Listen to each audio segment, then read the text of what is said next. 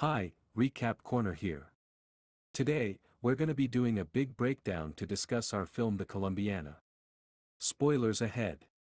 Be prepared, grab your popcorn, sit back, and get ready for a wild ride.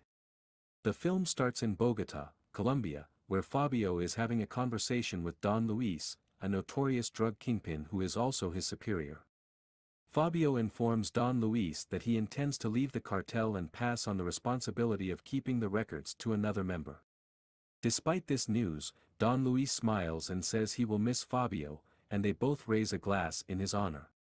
However, as Fabio starts to walk away, Don Luis signals to Marco, his trusted advisor, and declares, "No one leaves my cartel.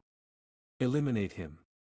But Fabio is cunning and realizes that anyone who tries to escape the dangerous world of drug trafficking will face retribution from Don Luis, including himself. So, he enlists the help of 3 trusted guards and quickly returns home, realizing they only have a limited amount of time to leave the country. Upon arrival, he informs his wife, Alicia, that it's time to go. He instructs his daughter, Cataleya, to pack, but she confidently responds that she is already prepared. In case something goes wrong, Fabio instructs her to go to the American embassy and give them a microchip, which holds all of the incriminating information about Don Luis's illegal activities. He tells her that the microchip is her passport. He also provides her with the address of his brother. Finally, he gives Cataleya his cherished necklace, made from the flowers of the Cataleya plant, which was named after her because his mother used to grow them. Fabio advises her to always remember who she is and never lose sight of her roots. Moments later, Marco and other members of the cartel arrive at the scene and kill off Fabio's guards. Fabio and Alicia grab their firearms and put up a fight, but they are ultimately killed off-screen. Cataleya remains seated at the table, shocked, as she hears the sounds of gunfire. Quickly, she swallows the microchip. Marco approaches her with a friendly demeanor, claiming to be a friend of her father, but informing her that Fabio had stolen something valuable from Don Luis, the microchip. He asks if she knows its location, and she nods. Marco then asks what she wants in return for the information. Without hesitation, Cataleya leans in, grabs a knife from under the table, and stabs him in the hand. She cries out, to assassinate Don Luis. Cataleya manages to escape through a window and onto a narrow ledge, displaying the survival skills her parents taught her in case of an emergency. As Marco's henchmen chase after her, she eludes them, navigating past parkour runners, men on motorcycles, and vehicles. Despite the obstacles in her path, Cataleya makes her way into the sewers and eventually emerges from a manhole. She heads straight to the U.S. Embassy, where she is greeted by an agent who asks about her father. Cataleya lies and tells him that her father is no longer alive. The agent then asks if her father had anything on him, and Cataleya quickly induces herself to vomit and hands over the microchip containing all of Don Luis's illegal activities. The agent looks at her in disbelief and asks if she understands the significance of what she has just given him. In exchange for the microchip, the U.S. authorities provide Cataleya with new papers and arrange for her to be escorted to Miami by a CIA agent. However, during the journey, Cataleya asks to use the restroom and takes the opportunity to escape through the window. She buys a bus ticket to Chicago, as instructed by her father. When she arrives in the city, she enters a shady neighborhood and seeks out Emilio, her uncle and Fabio's brother. Emilio, played by Cliff Curtis, is overcome with emotion upon seeing her and embraces her tightly. Cataleya finally lets go and breaks down in tears in her uncle's arms. The following morning, Cataleya wakes up in her uncle's apartment and heads downstairs for breakfast. Her grandmother is there and prepares her a meal. When Cataleya asks which room she slept in, Emilio reveals that it was his son's room, who is no longer alive. Emilio questions her about a drawing she did, and she explains that she used to aspire to be like Xena, but no longer does. Emilio asks what she wants now, and she replies, to be a murderer. "Will you help me?" To which Emilio responds, "Yes, I will." The next day, Emilio takes Cataleya to a private preparatory school and convinces the principal to admit her, even though she is joining in the middle of the year. Despite her frustration, Cataleya understands the importance of understanding people and their thought processes in order to become a successful assassin. She agrees to attend the school, and Emilio uses a demonstration to illustrate the dangers of being an assassin without a proper education. He shoots at a passing car, causing it to crash, and explains that the market is filled with hired killers and that if he were to teach her, she would likely be dead within 5 years. Cataleya realizes the wisdom in her uncle's words and begins to pay attention to her education. The next morning, Cataleya wakes to find herself in a police cell, still wearing the flower necklace her father gave her. She has been arrested for driving under the influence and is waiting for her trial. As she sits in her cell, she reflects on the journey that led her here and the lessons she has learned along the way. Despite her current circumstances, she remains focused on her goal to become a skilled assassin and take down Don Luis, the drug lord responsible for her parents' death. She knows that her path to revenge is far from over and that she still has much to learn if she is to succeed. During the night, U.S. Marshals arrived with a prisoner they needed to transport to his cell. Cataleya, who was pretending to be drunk and had been arrested for DUI, wakes up. Her intention was to gain entry to the police station, where the prisoner was the target she needed to get to. She quickly changes into a skin-tight black outfit and picks the lock to her cell. Cataleya takes a spoon from the cup of coffee in her cell, turns the cameras away from her, grabs some water from the cooler, and heads to the electrical room. There, she rigs the cup and spoon to create a spark, allowing her to enter the air ducts. A few seconds later, the water from the cup leaks out, causing the power to short-circuit. Cataleya manages to pass through a fan that is no longer operational just before the power comes back on and walks into the men's restroom. The cop guarding the prisoner realizes he doesn't have any coffee and decides to leave the room. He walks into the bathroom where he is ambushed by Cataleya. She drags his unconscious body in front of the camera, which prompts the door to unlock. Cataleya wakes up the prisoner and instructs him to take off his shirt. When the prisoner questions why, she shoots him multiple times. When the marshals heard the shots, they hastened to the jail cell and encountered the guard, who was regaining consciousness with the weapon in his possession. Cataleya had set up the scene to gain a few moments to make her escape. The marshals kept looking around the structure, allowing Cataleya to make her way to the rooftop. She returned through the vents and reached her cell, locking the door. When the coast was clear, she put her clothes back on and lay down, pretending to be asleep. The marshals were unaware of what had transpired. Cataleya was set free the day after she was fingerprinted.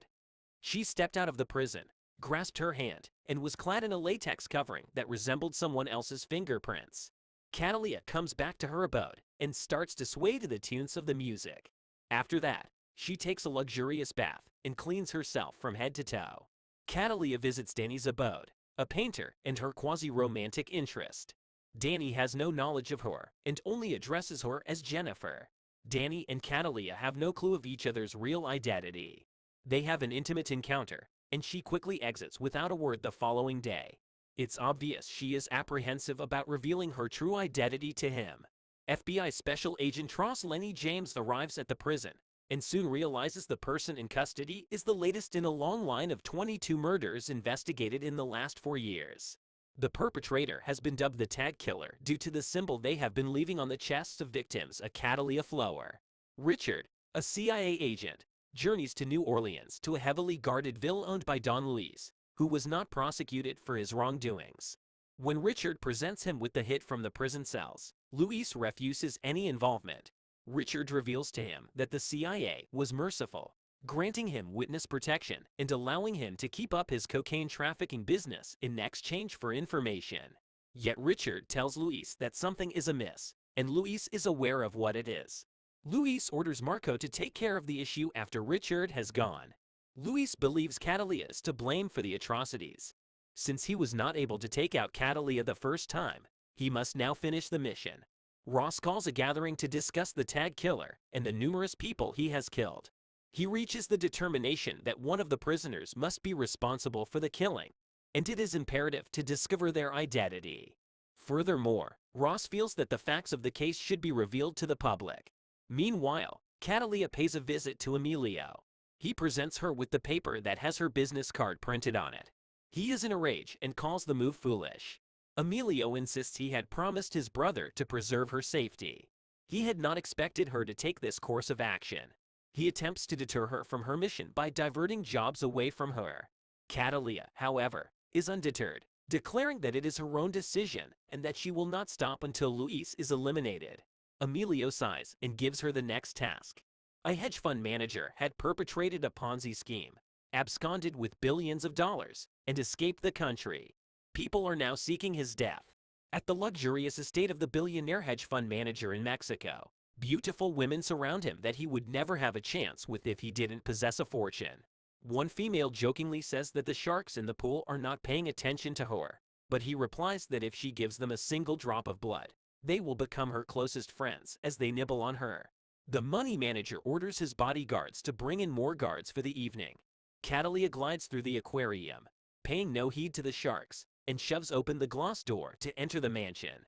She pulls out a gun coupled with a silencer.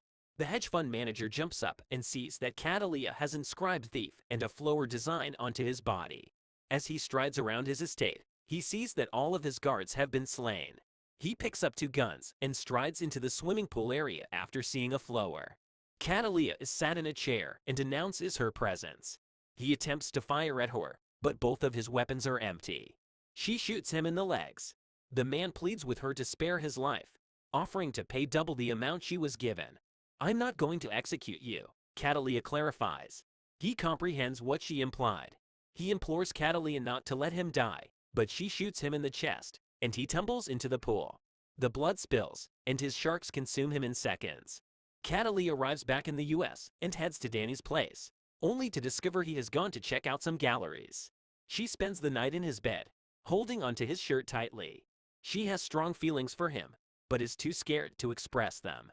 Ross is looking into the tag killer's calling card when the mailman unexpectedly offers a clue: the Cataleya flower, which is native only to Colombia. He endeavors to relate this to unsolved cases in Colombia. However, he is not able to proceed due to his control over the situation. Ross contacts Richard and requests permission, yet Richard dodges the matter. He then speaks to Luis and orders him to take care of the problem before Agent Ross can put 2 and 2 together. Luis delegates Marco to search for Cataleya and interrogates every Colombian until he locates her relatives. Danny returns home, and Cataleya has prepared dinner for him. His heart is filled with joy and she leans in to kiss him. Danny pauses and asks her to sit with him, eat the dinner, and talk for a while. He inquires about her journey and she replies that it was very warm and she swam a lot. When Danny presses further for more details, she refuses to answer. He tells her that all he desires is to get to know her. Danny then curiously asks about her breakfast preferences, to which Cataleya responds that she never eats breakfast. After eating, Danny and Cataleya drift off to sleep together. As noon approaches, Danny takes a snapshot of Cataleya in her slumber. This startles her and she declares that she has done too much and must leave immediately. Danny is left in confusion, wondering what he did wrong. Cataleya has a meeting with Emilio. He was enraged after reading the newspaper. Cataleya hasn't backed down with her business card. People are looking for them after 8 people were shot dead in a bar, and one of them was Emilio's friend. "You've given up," Emilio tells her. Cataleya refuses to surrender, but Emilio states it's not only about her. She's putting the family she's left behind in danger. When his son died, he killed a lot of people, but nothing altered, and he placed his family in jeopardy. Emilio hands her a picture of her parents as a reminder of what could be lost. Cataleya sits tearfully. Cataleya accompanies Emilio and her grandmother to their place of worship, appearing to be ready to put aside her mission to exact revenge. Danny is enamored with his girlfriend, Jennifer, but he has no knowledge of her background. His friend is taken aback by how attractive she is when he sees a photo of her. Danny is preoccupied with the fact that he has been given a ticket for his car, so his friend contacts his sister-in-law, who works in a police station, and asks her to investigate Jennifer to make sure she is not a danger to Danny. He is unaware of what he has done. Cataleya comes back to her house and phones Danny, attempting to articulate her emotions for him. When Danny brings up the picture, she panics and inquires who else observed it.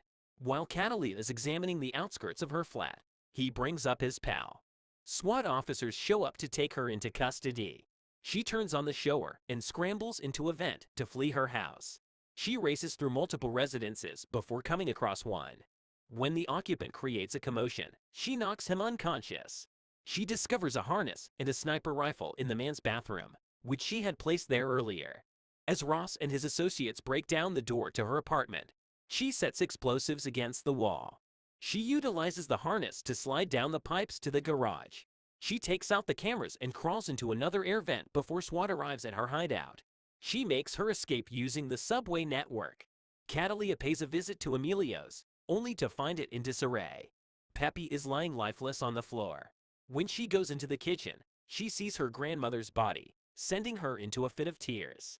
She then searches for Emilio and finds him dead, bound to a chair, obviously having been put through physical pain. Cataleya expresses her sorrow and anger with a loud lament. When Ross arrived back home, Cataleya was there with a gun in hand. She gestured for him to sit down and explained that the chair had been outfitted with an explosive device to keep him from doing something rash. She then unveiled that she was the person Ross had been searching for. The Cataleya flower symbol was her way of calling out to Don Luis, but it had taken until the present for him to finally notice. He had now taken the last of what she had left.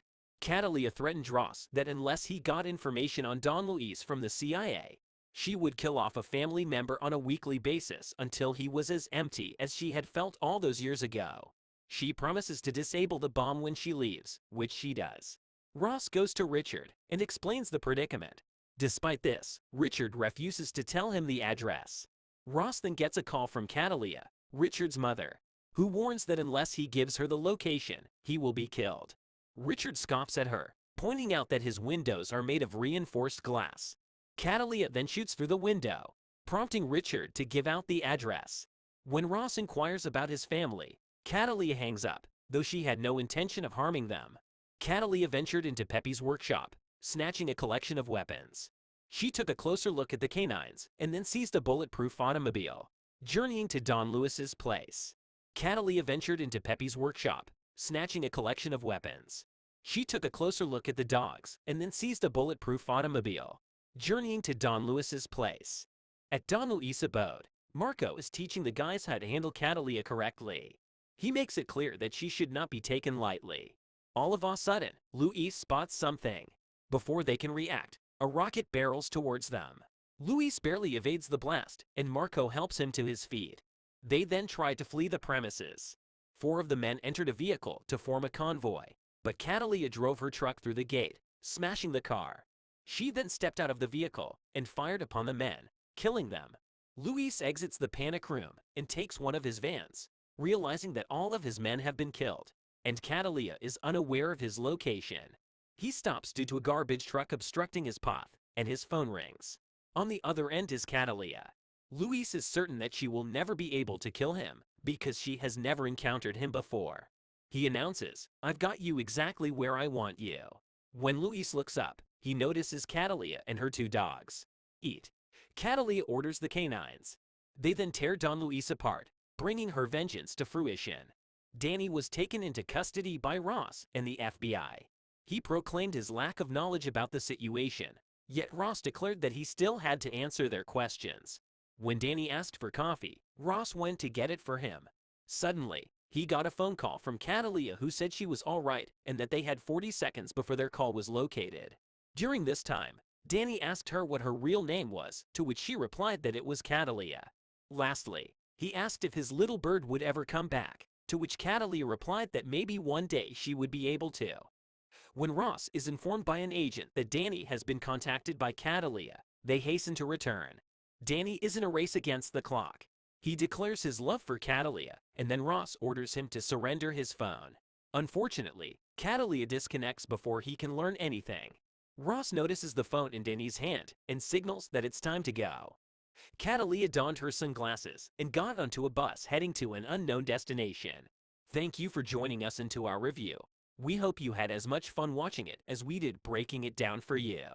Don't forget to hit that subscribe button and ring the bell so you never miss a video from us.